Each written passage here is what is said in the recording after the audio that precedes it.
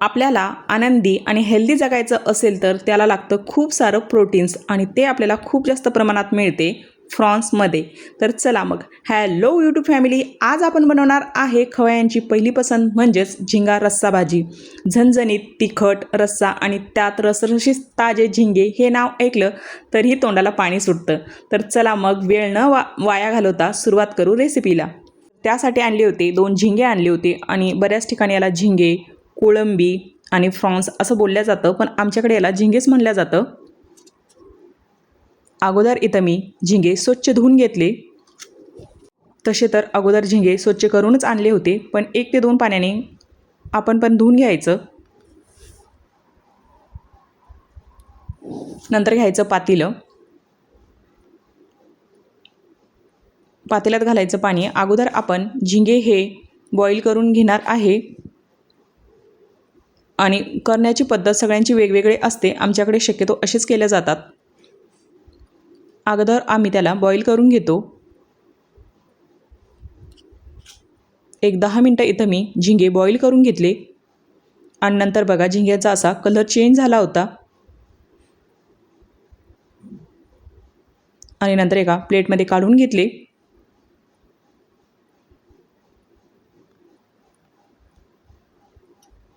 आणि जर तुम्हाला साल काढून घ्यायचे असेल तर तुम्ही काढू शकतात भाजीत घालण्याच्या अगोदर पण, आणि जर तशी पण ठेवायची असेल तर तसं पण ठेवू शकतात. नंतर झिंगा रस्सा भाजीसाठी लागणारं वाटण बघूया. इथं मी खोबरं, कोथिंबीर, टमाटर, लसूण, अद्रक आणि कांदा घेतला होता. कांदा आणि टमाटर हे अर्धच घेतलं होतं. नंतर इथं कांदा भाजून घेतला.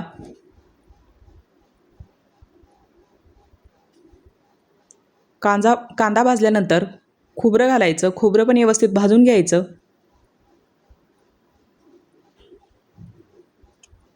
नंतर थोडी हरभऱ्याची डाळ घालायची आणि ती पण व्यवस्थित भाजून घ्यायची. आणि हे सर्व साहित्य व्यवस्थित भाजल्यानंतर एका प्लेटमध्ये काढून घ्यायचं. आणि नंतर इथं मी टमाटर हे कच्चंच वापरलं. कोथिंबीर आणि लसूण अद्रक पण मी एकत्रच बारीक करून घेतलं. नंतर लावून घेऊया मिक्सरला, म्हणजेच वाटण तयार करून घेऊया. थोडं पाणी घालून वाटण तयार करून घ्यायचं. आणि चला आता इकडं वाटण तयार करून घेतलं. आणि इकडं झिंगे पण आता बॉईल झाले होते आपले, पूर्णपणे बॉईल करून आपण बाजूला ठेवले होते. नंतर घ्यायचं पातेलं. पातेल्यात घालायचं तेल. तेल गरम झाले की लाल तिखट घालायचं 1.5 चमचा. व्यवस्थित फ्राय करून घ्यायचं.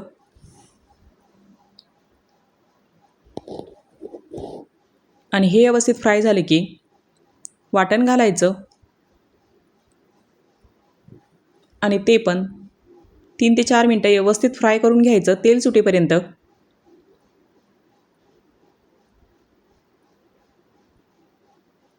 आणि नंतर मी त्यात परत अंबारी मसाला आणि गरम मसाला घातला होता.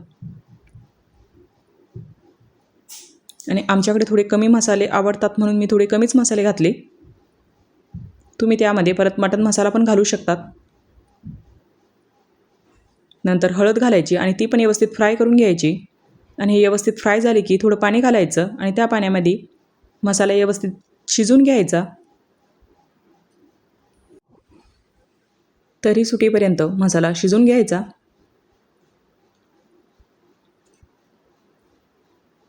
आणि छान अशी आता आपली भाजीला इथं तरी आली होती. नंतर घालायची बारीक चिरलेली कोथिंबीर.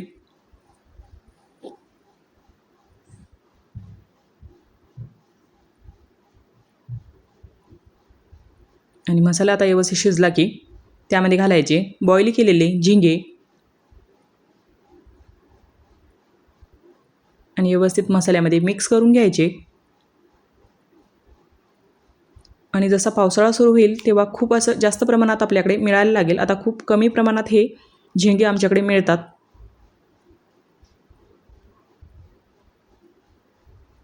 आणि नंतर ग्रेव्हीसाठी तुम्हाला जेवढं पाणी घालायचं असेल तेवढं तुम्ही घालू शकतात. इथं मी अर्धा ग्लासच पाणी घातलं होतं, म्हणजे 1.5 ग्लास पाणी बस एवढी ग्रेव्ही केली होती. नंतर चवीनुसार मीठ घालायचं.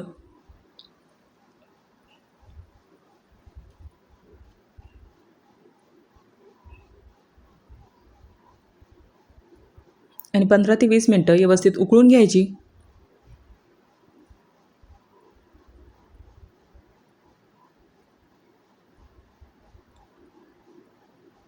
आणि भाजी उकळली की थोडी परत कोथिंबीर घालायची. उकळत्या भाजीमध्ये जर आपण थोडी कोथिंबीर घातली की छान स्मेल येते भाजीची.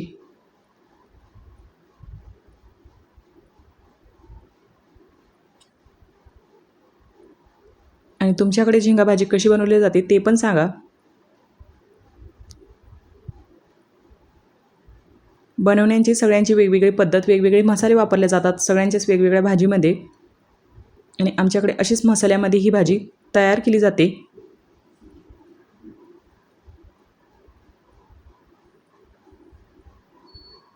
आणि चला आता आपली भाजी इथं तयार झाली, झिंगा रस्सा भाजी. नंतर आपण प्लेटिंग करून घेतली.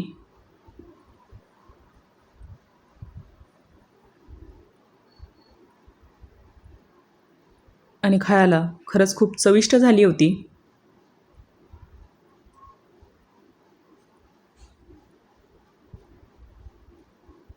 नंतर परत थोडी बारीक चिरलेली कोथिंबीर घालायची.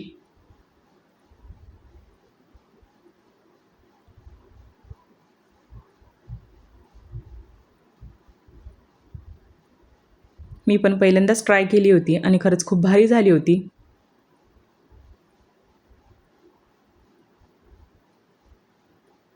तर चला मग तुम्हाला ही झिंगा रस्सा भाजी कशी वाटली कमेंटमध्ये मला नक्कीच सांगा.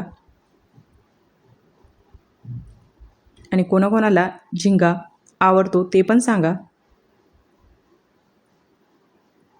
तर चला मग थँक्यू.